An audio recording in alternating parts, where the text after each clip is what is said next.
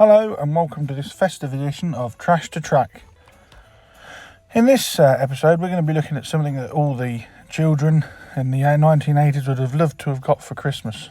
A 1980s Hornby train set, namely the R550 Hornby pickup set.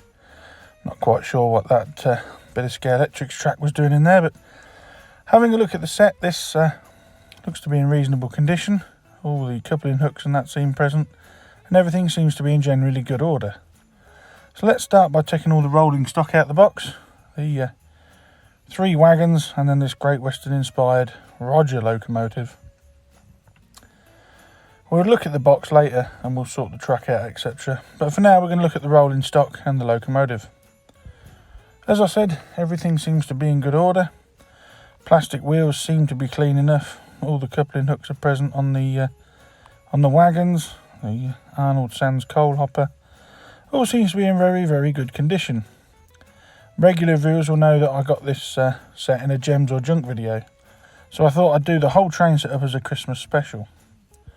So let's start by having a look at this Roger locomotive. The wheels on this are extremely dirty and it's missing its coal load, so I'll have to sort that out later on. Giving it a usual battery test. It's a very intermittent runner. It's trying to go, but the build-up of dirt on the wheels is incredible, so we're going to have to service this model to see if we can get it back into running order. Putting the battery directly to the wheels proves better results, as it's touching the flanges, which aren't dirty, not the wheel treads. To disassemble this sort of model is relatively simple, but having a look around it we can see there that the coupling hook on the front is loose and the crank pins seem to be loose. And it's missing that coal load in the back there, as I said, so I might have to fill that with real coal. But to remove the loco from the chassis, all we have to do is disengage the 2 clips under the boiler there with a small flat bladed screwdriver. And by gently pushing these in, the chassis will then dislocate itself, and then you pull it down gently, disengaging the 2 clips at the back, revealing an early motor and the simple chassis. You can see there's quite a build-up of fluff and hair in this model, so it's going to need a good service. The motor is held in place with this spring clip, so gentle pressure on it removes the clip and the motor comes out relatively easily. The motor housing at the bottom there is screwed in from underneath. There's a lot of hair and fluff wrapped around that worm gear, so we're going to have to sort that out, but in general it doesn't look too bad. It just looks a bit dirty, a bit manky from years of storage.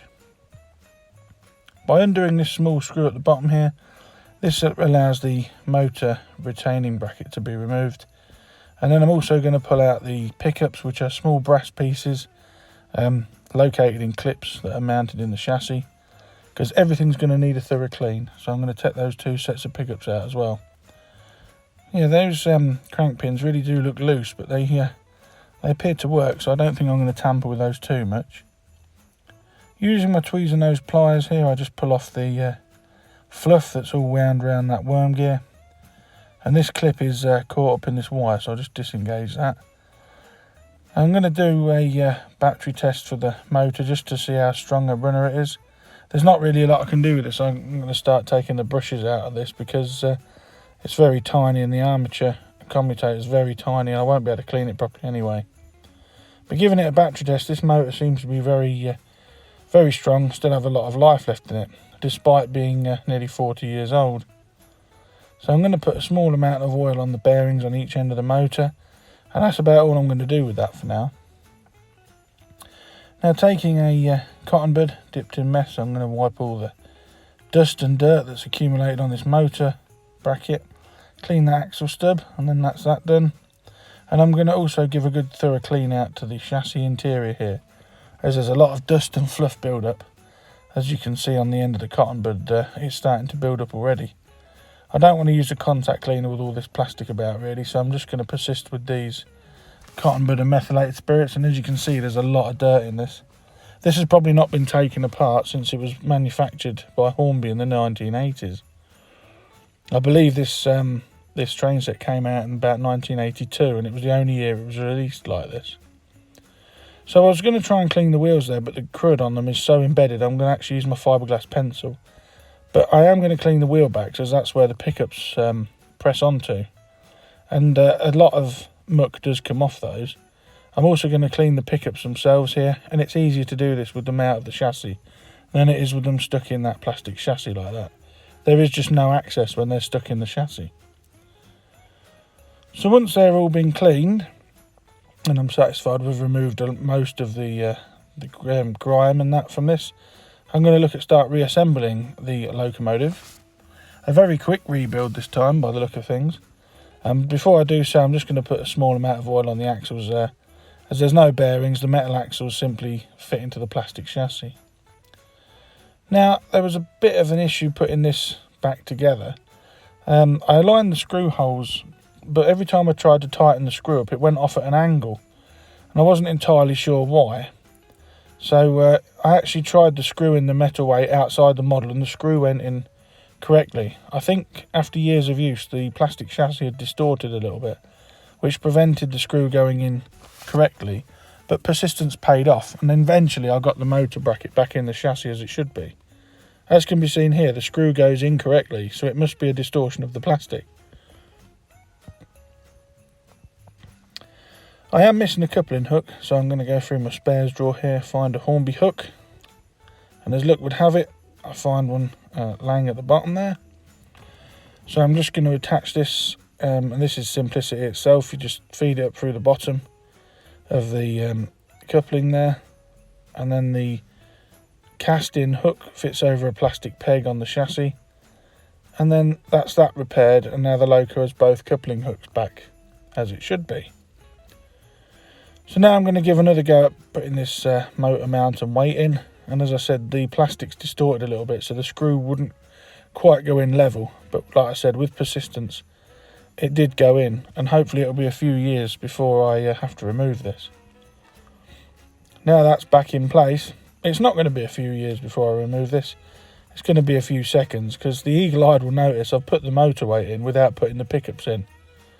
What a plonker. So now the motor mount's going to have to come out again, as I can't physically get the pickups in with it in the way.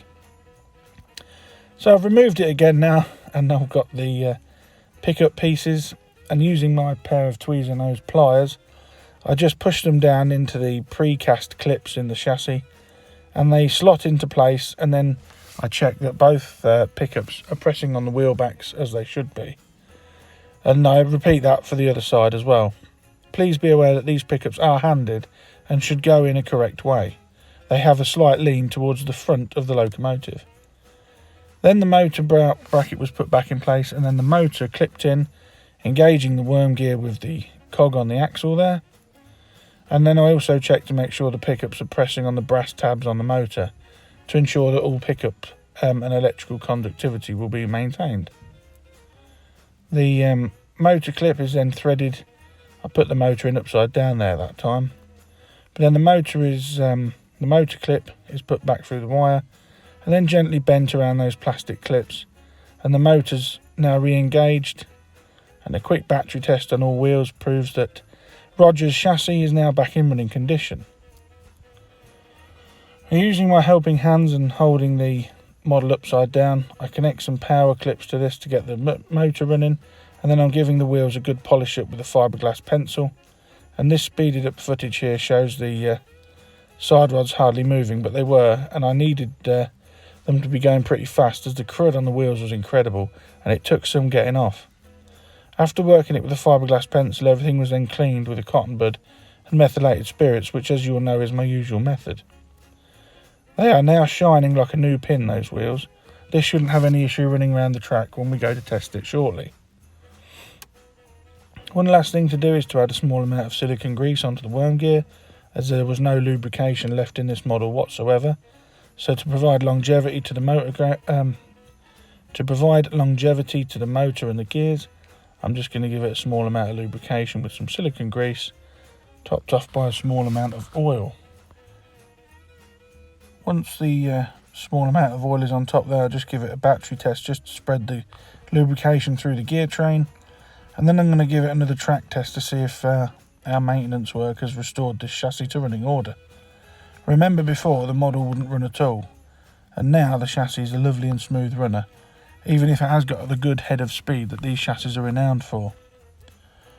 Now, turning my attention now to the body shell of Roger, all this needs really is a good dusting over, and then what I said earlier is I might fill the bunker there with some real coal and fix it in place with some diluted PVA glue.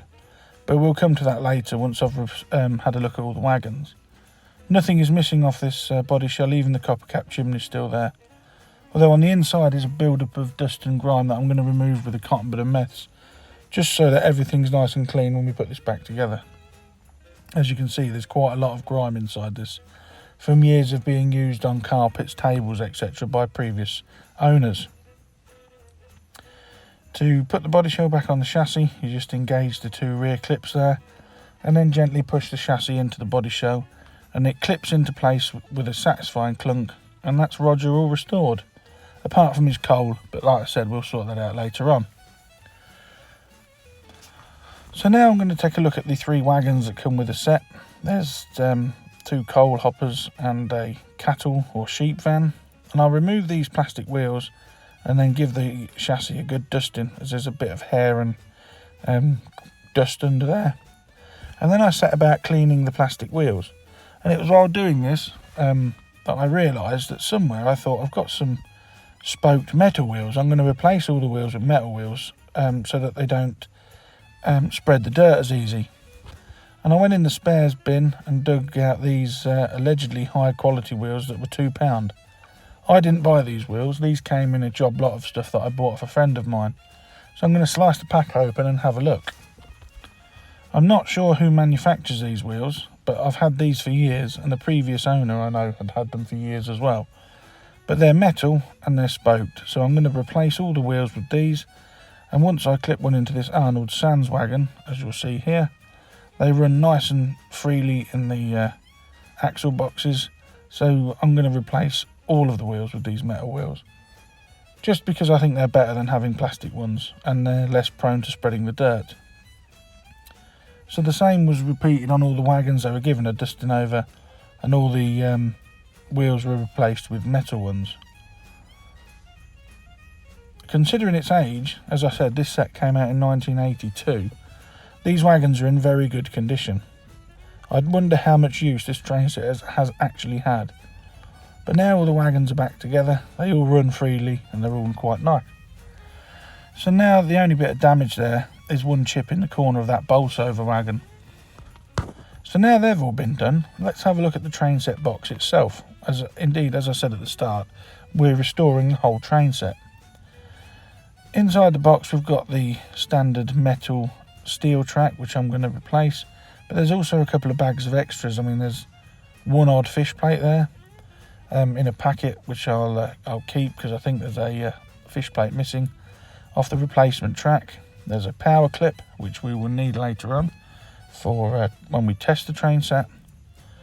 A bag of unpainted people, they'll go in the spares box, and then all this steel track can be binned as that uncoupling ramp is broken. But before I bin the track, as a habit of keeping everything, what I'm going to do is I'm going to get a pair of old Xuron track cutters, and I'm going to pull off all these fish plates and put them in the fish plates tub. They're handy to have, especially like on the track in the Garden Railway, where the fish plates just keep the rails aligned and are not relied on to conduct electricity. The power controller here, although it looks pretty manky, doesn't appear to have any exterior visible damage, so I'm going to give this a test later. I can't recommend strongly enough that if you don't do this, if you're not confident, if you have a controller in a train set that is broken, please do not plug it into the mains. There's 2 of the power clips there and a few other and sundry items that go in the bin. And then these steel curves, there's only 7, so there's not even enough there to make a circle. But again, salvage the fish plates and they're going in the bin. And then right at the bottom of the box was this little black plastic piece, which, lo and behold, is the coal load from Roger. Oh, that saved me a job, so I'm just going to clip this back in place now in the bunker of Roger, and Roger really will be well and truly complete again. That was a nice surprise find at the bottom of the box, and proved it was well worth looking for, as now that will save me a job gluing in real coal, and he's now back to his original state. Just completes the model nicely there. Yeah, as I was saying, if you have a controller and you can see visible damage on it, just bin it and buy a new one. But as the controller I had no visible damage, I was confident in testing it myself. Now that the box has been cleaned out and hoovered of all the dust, let's start reassembling the train set. The sheep van goes in first, followed by the Arnold Sands wagon, bolts over, and then Roger can sit snugly in his place at the top left. In various gems or junk, I've accumulated quite a lot of Hornby nickel silver track, which is leagues better than steel. So counting out the track, I'm going to get 8 curves and fill the curves up at the bottom there. And like I said, I've replaced all the missing fish plates, and these all slot into place nicely like this. Now this train set originally was sold as a circle, which I think is quite boring. And on the side of the box here you can see that it was demonstrated there, sold as a circle of track. But I've got so much nickel silver track, I'm actually going to put in a couple of small straight sections just to make the train set a little bit bigger and make it a little bit more interesting. So they can go in the top here, as there is a gap for them, so I assume this polystyrene tray was used for various train sets. I've also found this signal that needs repair, so I'm going to repair the signal, and also I'm going to have to go through all this nickel silver track and clean it all with a track rubber, followed off by some methylated spirits on a rag, just to make sure that everything's clean, as all this track came from a gems or junk, so I don't know when the last time it was used. And like I said, here I am replacing all the lost fish plates, and the fish plates should be in opposite corners on each end of the track. Now that all the track's been cleaned, I'm going to put it back in the box there, and as I said, I mended the signal, glued it into a base, and then using a cocktail stick I drilled the hole out just to put the stopper in the top there, so the signal is now properly operational, and I lay that in the top as well. Now here we are back to the controller. Like I said, if you're not confident with this or your controller's damaged, do not copy my example. But I've plugged mine in, put some power on, and I'm just going to test it on the wheels on Roger there. And you can see that the controller's still working, so I'm confident that this controller is okay, and I will be taking it to somebody to get it properly pat tested within the next few weeks, or certainly by the time this video's come out. So now the controller's all okay, I just give it the once over and then put it into its slot in the box, and then took all the wires in place so that it's nice and neat. The wires sometimes react with the polystyrene packaging, as you can see has happened with this train set. Now that that's all in there, I'll just go back to the power clip we found earlier, and I'm just going to tidy this up quickly, as the brass parts that transfer power to the track are quite dull. So I'm just going to give this a quick cleaning up with a fiberglass pencil here, and then you'll see in a second how shiny that's nice and shiny.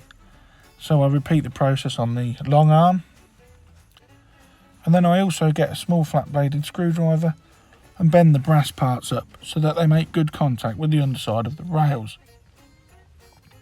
For those not familiar with train sets and how the power clips work, Hornby set track comes with holes in the sleeper. There's designated points for them, and the power clip simply slides in place like that. I mean, now I've repaired this, it is quite a stiff fit, but you push it through the rectangular holes, and once it's snug home, the controller wires go in the back and it provides power to your train set. So now that's in there, I'm going to leave that in there, and the last thing to do is to get the box lid and seal this up. And we've restored this Hornby R550 Pick goods set from 1982. That didn't take too long, did it? And I really enjoyed doing this, so I'm going to do the occasional Trash to Track train set series. So now it's all done, let's head inside and pretend it's Christmas morning. And here we are with our brand new Pick goods set with unwrapped from Father Christmas. And taking the box lid off in anticipation, we see the engine and the wagons all laying there. And we're going to set the track up on the dining room table before Christmas dinner. And setting the track up like this, and the straights there make it a nice oval shape. Put the wagons on, the signals there, and the controllers all connected up. You can see it's actually quite a nice little set, this. So let's get this signal showing a green by pulling the little lever. and then applying some power from the controller here that I've got plugged in, and off Roger goes with his pickup goods set round this oval of track, for the first time in who knows how many years. I remember receiving a HST train set for Christmas and the joy it brought me, and this train set must have brought joy to a child many years ago, as it will do for my own small children now, as I've restored this train set for my two youngest daughters to play with on the dining room table as and when they want the trains out. If you've got a model you'd like to see featured in a future episode of Trash to Track, please email me at the email address on screen at dansmodelrailways@gmail.com, and we'll have a look at getting it sent over, repaired, and it may even feature on a future episode. I'm going to leave you now with some shots of Roger running round his oval of track with his 3 wagons, and Father Christmas has made an appearance as a Christmas special for Trash to Track. I really hope you've enjoyed this episode. I certainly enjoyed doing a train setup for a change. All it leaves me to do now is to wish all my viewers and subscribers a very Merry Christmas for this year. And apologies if you're watching this in a heat wave in the middle of July, thinking, what am I watching the Christmas thing for? But this did indeed premiere on Christmas Eve. Thanks again for watching. Please like, share and subscribe, and I'll catch you in the next one. And if you just keep watching, my little youngest daughter makes an appearance, and you can see by the look on her face just how much she loves her little train set. Bye for now.